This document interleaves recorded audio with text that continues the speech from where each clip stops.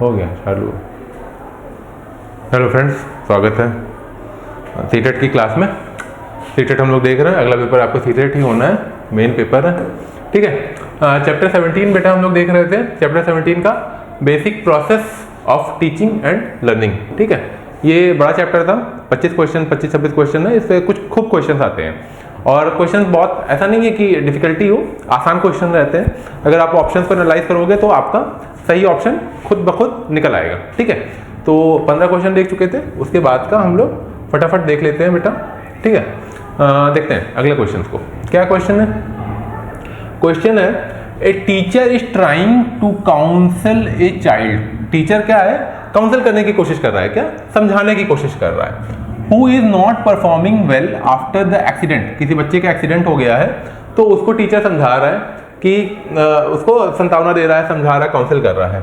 Which one of the following is the most appropriate about counselling. क्या सही तरीका है काउंसलिंग करने का, ठीक है। बेसिकली क्वेश्चन कुछ नहीं कह रहा है, टीचर ये क्वेश्चन ये कह रहा है कि किसी बच्चे का एक्सीडेंट हुआ है और काउंसिल करने की कोशिश की जा रही है उस बच्चे को, तो टीचर को किस तरीके से काउंसिल करना चाहिए उस बच्चे को, ये क्वेश्चन कर रहा है, ठीक है। ऑप्शन देखते हैं। It can be done only by professional. ऐसा तो नहीं है, प्रोफेशनल के अलावा टीचर सबसे बड़ा मोटिवेटर होता है बच्चे के लिए और काउंसल होता है। सबसे अच्छी तरीके से जो समझा सकता है वो टीचर है। प्रोफेशनल एक्सपर्ट्स भी होने चाहिए but teacher can also do it, ठीक है। ये ऑप्शन गलत हो गया। दूसरी बात, आप देखो हमेशा कोई भी ऑप्शन में अगर ओनली लगा हुआ है ना तो आप उस ओनली से बचो। ओनली बहुत खतरनाक वर्ड है, ओनली से बचो आप। ओनली का मतलब क्या होता है ना कि आपने सारी पॉसिबिलिटीज को खत्म कर दिया। ऑप्शंस में बाकी सारी पॉसिबिलिटीज, कोई भी चीज के लिए n तरीके का काम हो सकता है, and there is n number n method of way of doing things, ठीक है। तो लेकिन ये क्या, ओनली जो है आपकी सारी वो उन पॉसिबिलिटीज को खत्म कर देता है। तो ये ऑप्शन हमेशा, ओनली वाले ऑप्शन से हमेशा अपने को बचना है। अगला क्वेश्चन देखिए, अगला ऑप्शन देखते हैं। It is about giving the best possible advice to student about their future career option. देखिए, अब किसी का एक्सीडेंट हुआ है, अब उसको आप ये बोलने लगो, वो 6 महीने स्कूल नहीं आया और उसके बाद ये बोलो कि बेटा तुम तो सिर्फ आईएएस ही बन सकते हो, आईएएस के अलावा और कुछ नहीं बन सकते हो, तो इसमें बच्चा और लोड ले रहेगा और परेशान हो जाएगा, कहेगा नहीं अभी तो हम 6 महीने तक पढ़े नहीं है, परेशान रहेगा। तो ऐसा नहीं है कि अगर कोई किसी को काउंसिल करने लगे, कोई आपके काउंसलिंग के लिए आता है तो पहली चीज ये होती है कि आप उसकी परेशानी को समझो, उसको ये नहीं कि ज्ञान देने लगो, वन साइडेड और बिल्कुल प्रवचन देने लगो। तो बेस्ट पॉसिबल एडवाइस देने का भी कोई मतलब नहीं है, ठीक है। It is about the palliative measures of making people comfortable. Palliative measures भी नहीं सही है ऑप्शन है, ये ऑप्शन ही सही है। It build self confidence of the people by letting them explore their own thoughts, ठीक है। देखो, काउंसिल करना, अगर आप किसी काउंसलर के पास जाओगे तो सबसे पहले वो क्या करता है, आपकी बात को सुनता है। अगर कोई किसी काउंसलर के पास जाओगे तो अच्छा काउंसलर कौन माना जाएगा? अच्छा काउंसलर वो माना जाएगा जो आपकी बातों को सुने बिल्कुल शांति से, ठीक है। और उससे क्या होगा, बच्चे के अंदर एक सेल्फ कॉन्फिडेंस बन के आएगा। तो ये ऑप्शन सही है। अगले पे देखते हैं। विच one of the following is an example of learning style. Learning style कौन सी है? 4 ऑप्शन दिया हुआ है। कौन सा ऐसा तरीका है जो लर्निंग को प्रमोट करता है? टैक्टुअल तो कोई ऐसा बढ़िया मेथड होता नहीं है, ना कोई ढंग का वर्ड है, ठीक है। फैक्चुअल भी मेथड नहीं है कि सिर्फ फैक्ट्स बता दो, ठीक है। फैक्ट्स मतलब कि ये ढेर सारे फैक्ट्स बता दो और एट्रूथ होता बना दो, फैक्ट्स ये भी गलत है। एक्रूवल भी नहीं है। जो विजुअल बेटा मेथड होता है वो सबसे अच्छा मेथड होता है लर्निंग स्टाइल का। मैं एग्जांपल देख के आपको समझाता हूँ। जैसे मान लो आपने कोई बचपन में मूवी देखी होगी, ठीक है, हाथी मेरे साथी फॉर एग्जाम्पल आपने देखी होगी बचपन में मूवी, ठीक है। वो क्या है, विजुअल है। वो कहानी आपको आज भी याद होगी, वो कहानी आपको आज भी याद होगी। क्यों याद होगी? क्योंकि वो विजुअल मेथड है। कोई भी पिक्चर देख रहे हो आप तो वो क्या विजुअल होता है, विजुअल होता है, हमारे दिमाग में छप जाता है, इंप्रिंट हो जाता है। तो visual method is considered the best method of learning. अगर कोई चीज आपको कह के बोली जाए तो हो सकता है आप भूल जाओ, लेकिन वही चीज आपको दिखा दी जाए, ठीक है। मान लो आप किसी रास्ते से जा रहे हो, उस रास्ते पे किसी एक निश्चित जगह पे एक्सीडेंट हो जाता है, वो विजुअल आपके दिमाग में बैठ गया। आप कभी भी उस रास्ते से गुजरोगे ना, आपको ये जरूर याद आएगा कि ये देखो यहाँ पे एक्सीडेंट हुआ था। Visual method is considered the best method of learning, ठीक है। Concept map are most likely to increase the understanding of the new concept. Concept map क्या है? सबसे बढ़िया तरीका है लाइकली इंक्रीज करने। concept maps are the most likely to increase the understanding of the new concept. concept map, अब बेटा देखो concept map समझ लो क्या, concept map क्या होता है? कॉन्सेप्ट मैप क्या होता है? कॉन्सेप्ट मैप क्या होता है देख लो बेटा, हटा दो, मना कर दो उसको। देखो कॉन्सेप्ट मैप क्या होता है, कॉन्सेप्ट मैप को हम सब लोग समझते हैं जरा कि कॉन्सेप्ट मैप का तरीका क्या होता है। ठीक है, कॉन्सेप्ट मैप का मतलब ये होता है कि आप कोई भी थ्योरी को समझो, पढ़ो, ठीक है, उसकी आप माइंड मैपिंग कर लो। माइंड मैपिंग कैसे करते हो आप? जैसे फॉर एग्जांपल मान लो आप ज्योग्राफी पढ़ रहे हो, ठीक है, ज्योग्राफी पढ़ रहे हो आप, तो आप पहले ध्यान रखो कि पहले आप इंडिया का मैप याद करो, फिर इंडिया के बाद रिवर्स सारे याद करो, उसके बाद सारे आप माउंटेन्स याद करो, फिर उसके बाद सारी आप वहाँ की जनजातियाँ याद कर लो, ठीक है, जनजातियों के बारे में याद कर लिया, ठीक है। इस तरीके से इसको कहते हैं क्या? कॉन्सेप्ट मैपिंग कहते हैं, ठीक है, कॉन्सेप्ट मैपिंग। या तो कोई और कॉन्सेप्ट मैपिंग का कोई तरीका देखिए। कॉन्सेप्ट मैपिंग किसको कहते हैं? जैसे मान लो आप कोई फिजिक्स का कोई क्वेश्चन पढ़ रहे हो, ठीक है, फिजिक्स का कोई टॉपिक पढ़ रहे हो, मोशन के बारे में आप पढ़ रहे हो, ठीक है, तो उसमें आप पहले पढ़ो कि न्यूटन ने फर्स्ट लॉ कौन सा दिया है, सेकेंड लॉ कौन सा दिया है, थर्ड लॉ कौन सा दिया है, ठीक है, ये लाइन बाई लाइन चलता रहेगा, ठीक है। तो concept mapping are the most likely to increase understanding of the new concept, ठीक है। इसका क्या मतलब हुआ, इसके फायदे क्या है, क्वेश्चन ये पूछ रहा है। Transferring knowledge between two concept area to content area, ऐसा नहीं है, कंटेंट एरिया दोनों अलग अलग हैं, तो एक एरिया से दूसरे एरिया में कंटेंट ट्रांसफर नहीं होता है। Focusing attention on the specific detail, specific detail की बात आ रही है, जबकि कॉन्सेप्ट मैपिंग क्या होता है कि पूरे के पूरे कॉन्सेप्ट को आप समझ रहे हो, ना कि कोई एक स्पेसिफिक डिटेल को समझ रहे हो, तो ये भी ऑप्शन गलत हो जाएगा। Prioritising the academic content, academic content को प्रायोरिटाइज करना भी नहीं है। Increasing the ability to organise the information, जो मैपिंग का मतलब है वो इंफॉर्मेशन का प्रॉपर ऑर्गेनाइजेशन होता है। मैप क्या है कि एक पन्ने के ऊपर पूरा कहानी लिखी हुई है, एक पन्ने पे पूरी कहानी लिखी हुई है, उसको हम कहते हैं कॉन्सेप्ट मैपिंग। तो यानी कि concept mapping is a very good method for organising the information. ये ऑप्शन बिल्कुल आपका परफेक्ट है, ठीक है। ठीक है, अगले क्वेश्चन पे आते हैं। Which one of the following is a factor that affect learning positively? इसमें से बेटा कौन सा ऐसा फैक्टर है जो लर्निंग को, आपकी लर्निंग को प्रमोट करता है? ठीक है बेटा, सारे क्वेश्चन जो एग्जाम में आए हैं कभी ना कभी, हो सकता है इन फ्यूचर भी इस तरीके के क्वेश्चन फिर से पूछे जा सके, इसलिए हम लोग बार बार इन क्वेश्चन को रीड कर रहे हैं, एनालाइज कर रहे हैं। It's not just reading, is analysis, ठीक है। क्वेश्चन क्या पूछ रहा है? Which one of the following is a factor that affect learning, learning को ये चार में से कौन सी संभावनाएं हैं जो प्रमोट करती है? एक ऑप्शन क्या दिया इन लोग ने? Pressure from parent. अगर पेरेंट से प्रेशर है कि नहीं पढ़ो पढ़ो पढ़ो पढ़ो, बच्चा घर में जाता है, माँ बाप डंडा उठा के पीछे पड़ जाते हैं कि पढ़ोगे नहीं तो डंडा मारेंगे, पढ़ाई नहीं, खाना नहीं देंगे, इस तरीके से किसी की पढ़ाई नहीं होती है। जितना आप प्रेशर किसी चीज के लिए क्रिएट करोगे उतना ही वो इंसान उस चीज से भागता है, उतना ही वो इंसान उस चीज से भागता है। तो लर्निंग का मेथड कभी प्रेशर से नहीं जोड़ा जा सकता है। अगर जो इंसान प्रेशर लेने लगेगा वो इंसान कभी ग्रोथ नहीं कर पाएगा, वो इंसान कभी ग्रो नहीं कर सकता है। वो आपने देखा होगा ना 3 इडियट मूवी में, जो तीसरे नंबर का दोस्त है, तो जो प्रेशर लेता है, जो अंगूठियां पहनता है या बाबा की मजार पे जो है मोमबत्तियां जलाता रहता है, दबाव में है, दबाव में कोई नया कॉन्सेप्ट नहीं सीख सकता है। Pressure is not a good way of learning new concept, ठीक है। फियर ऑफ फेलियर, किसी तरीके का फियर, अगर इंसान के अंदर फियर है, अगर इंसान के अंदर पहले से फियर है तो वो नई चीजें नहीं सीख सकता है, वो एक्सप्लोर नहीं कर सकता, वो एक्सपेरिमेंट नहीं कर सकता।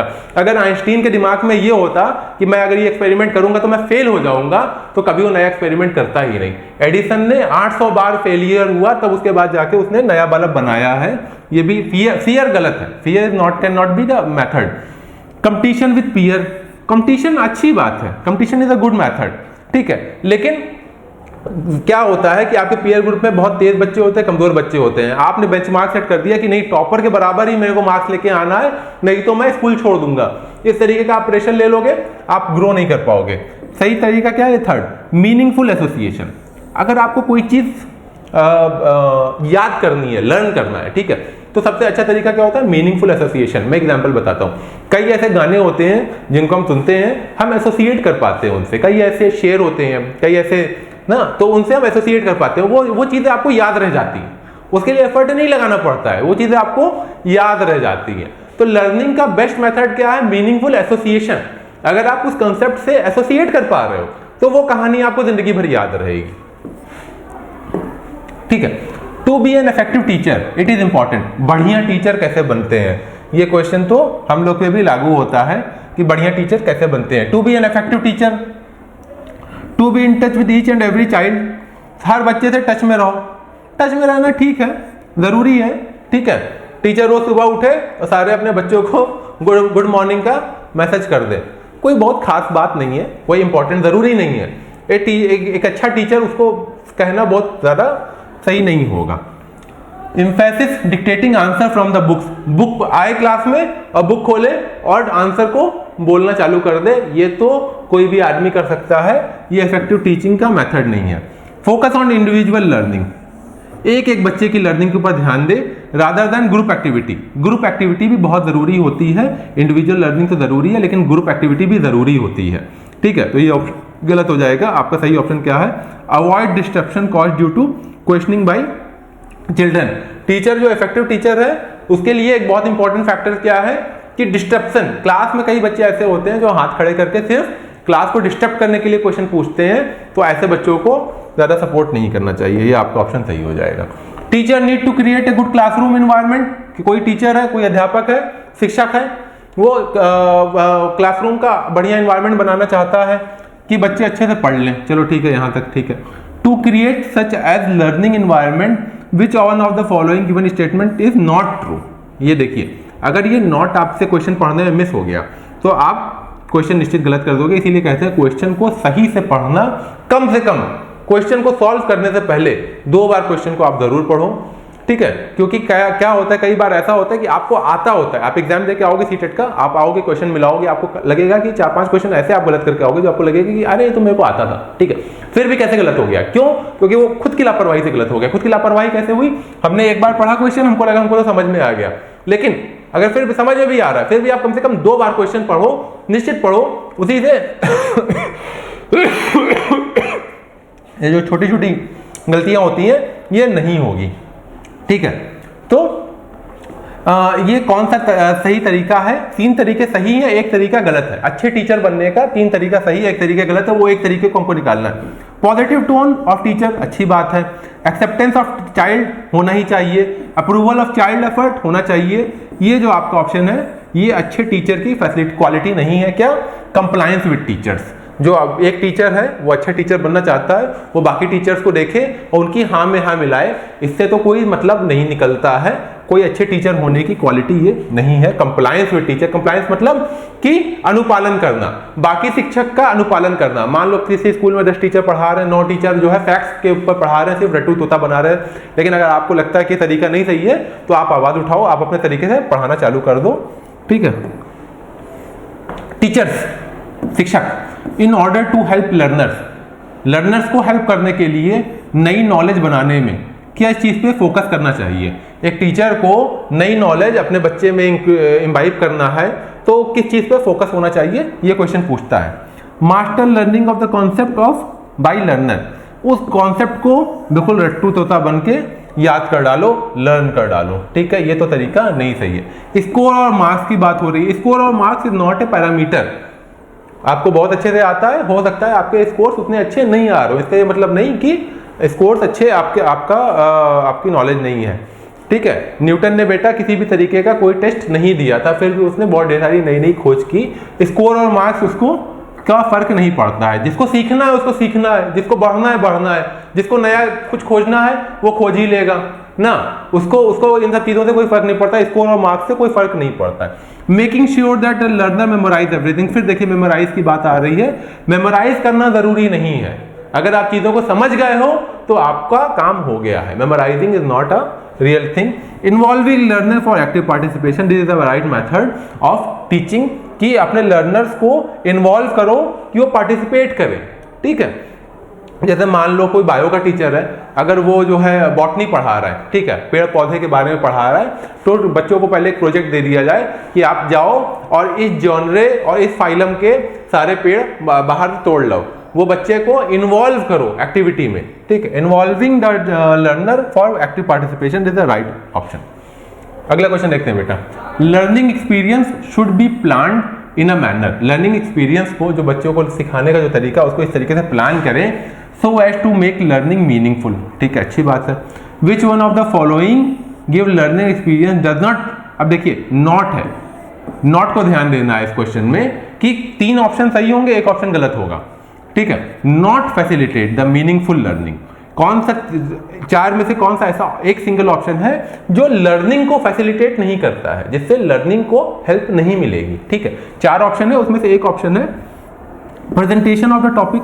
अगर आप टीचर टॉपिक प्रेजेंटेशन करेगा तो लर्निंग को बेनिफिट मिलेगा, इंप्रूवमेंट होगा। ठीक है, discussion and debate of the topic, बिल्कुल सही बात है, होना ही चाहिए।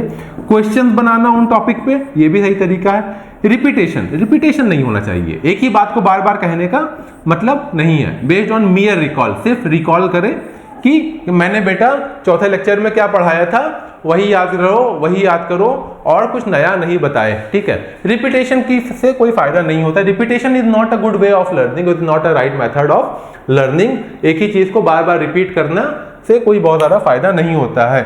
कोई कॉन्सेप्ट है, अगर मैंने एक लाइन में उस डेफिनेशन को आके क्लास में एक्सप्लेन कर दिया कि that's the method of learning, और मैं उसी चीज को बार बार रिपीट कर रहा हूं, उससे बहुत ज्यादा फायदा नहीं होगा। अगला क्वेश्चन देखते हैं। To enable students to make conceptual changes in their thinking a teacher should, कोई बच्चा है उसके दिमाग में कंसेप्चुअल चेंजेस लेके आने हैं। कंसेप्चुअल चेंजेस जो सही तरीका है, उसका दिमाग का कंसेप्चुअल चेंजेस लेके आने हैं, तो टीचर को क्या करना चाहिए। ठीक है, ऑप्शन देखते हैं। किसी बच्चे के दिमाग में कंसेप्चुअल चेंज लेके आने हैं तो टीचर को क्या करना चाहिए। Offer reward for child who change their thinking, उसको कहो कि बेटा तुमको बहुत ढेर सारा रिवॉर्ड मिलेगा, तुम अपने दिमाग की सोचने के तरीके को बदल लो, ये सही तरीका नहीं है। आप लाख रिवॉर्ड दे दो, लेकिन अगर आप उसको सही से समझा नहीं रहे हो, उसके दिमाग में चीजें बैठ नहीं पा रही हैं। रिवॉर्ड तो सबको पता है, पढ़ेंगे तो तभी तो बढ़ेंगे, पढ़ेगा इंडिया तभी तो बढ़ेगा इंडिया। ठीक है, सबको पता है कि अगर अच्छे से पढ़ेंगे तो रिवॉर्ड मिलेगा। Reward is not right method. या आइंस्टीन अगर E=mc² कर रहा था तो उसको ये थोड़ी ना दिमाग में था कि नहीं मेरे को नोबेल पाना है, इसलिए मेरे को नई कॉन्सेप्ट की खोज करनी है। Reward is not a right method for motivation. Only reward is one method but not the only method. Make clear and convincing explanation and have discussion with students. ठीक है, हर तरीके का डिस्कशन करें क्लियर और कन्विंसिंग एक्सप्लेनेशन के साथ में। Offer and explanation in lecture mode, lecture mode में करने लगे, जाके सीधे लेक्चर देने लगे कि ये ऐसा ऐसा होता है, ये कॉन्सेप्ट है, और इसी तरीके से पढ़ोगे तभी तो आप समझ पाओगे। Only lecture method is not a right way. आपको बच्चों को इन्वॉल्व करना पड़ता है, प्रोजेक्ट बनाना पड़ता है, ग्रुप्स बनाने पड़ते हैं। ठीक है, डिस्करेज द चिल्ड्रन, डिस्करेज करो, किसी भी तरीके से बच्चे को डिस्करेज नहीं होना चाहिए। इसी वर्ड को पढ़ के आप पूरा पढ़ो भी मत, डिस्करेज करो बच्चे को। डिस्करेज करोगे आप तो पढ़ेगा कैसे। इज नॉट ये जो आपका बेटा चौथा ऑप्शन है, make clear and convincing explanation and have discussion with the student. बच्चों को समझाओ, उनसे डिस्कस करो, उनको एक्सप्लेनेशन दो, तभी वो बच्चे की सोचने की प्रवृत्ति में बदलाव आएगा। अगले क्वेश्चन पे आते हैं। ठीक है, अगला क्वेश्चन क्या कह रहा है, a teacher can help children to process the complex situation. एक टीचर है, वो अपने बच्चे की सिचुएशन को बताने के लिए, इंप्रूव करने के लिए क्या करे, एक्सप्लेनेशन दे। कोई बच्चा फंसा हुआ है किसी टॉपिक में, किसी क्वेश्चन में, कॉम्प्लेक्स सिचुएशन में फंसा हुआ है, तो टीचर को क्या करना चाहिए। Encourage the competition and offering the high reward. देखिए, इससे पहले वाले क्वेश्चन में मैंने क्या बोला था, रिवॉर्ड होना चाहिए, लेकिन reward can not be the only method. Not offering any help. अरे भैया, जब आप ऑफर ही नहीं करोगे हेल्प कोई के तरीके की, तो टीचर बनने का फायदा क्या है। ठीक है, गिविंग लेक्चर जाके भाषण देने लगे कि सबके अकाउंट में 15 लाख रुपए आएंगे, पढ़ लो। ठीक है, तो ये भी सही तरीका नहीं है। ठीक है, इससे कोई फायदा नहीं है। ठीक है, breaking the task in smaller part and writing down the instruction, ये एक सही तरीका है। कैसे सही तरीका है, डिस्कस करते हैं। ठीक है, अगर कोई बहुत बड़ा सा टॉपिक है, कोई बहुत बड़ा सा क्वेश्चन है, उसको आप छोटे छोटे पार्ट में पहले तोड़ लो। ठीक है, फिर ये बताओ इस पार्ट को सॉल्व करने के लिए फार्मूला लगेगा, उसके बाद ये फार्मूला लगेगा, उसके बाद ये फार्मूला लगेगा, उसके बाद ये फार्मूला लगेगा, साथ में लगाओ तो क्वेश्चन सॉल्व हो जाएगा। यानी कि एक बड़ी प्रॉब्लम को हमने छोटे छोटे पार्ट में तोड़ लिया और उसको 1 to 1 एक एक करके हैंडल कर रहे हैं। ठीक है, तो this is the right method of learning. अगले क्वेश्चन पे आते हैं। चलिए, अगला क्वेश्चन है ही नहीं, 24 ही क्वेश्चन थे बेटा, चैप्टर नंबर 17 से। ये आपका रहा पार्ट 2 था, और सभी क्वेश्चन हम लोग ने हैंडल किए। उम्मीद है ये आपको फायदा देगा आने वाले सीटेट के एग्जाम में। अब अगला जो है 9 बजे हम लोग फिर से आएंगे। चैप्टर 17 ये हम लोग ने कर लिया, चैप्टर 18 लेके आएंगे। अभी के क्लास में फिलहाल इतना ही। Thank you so much.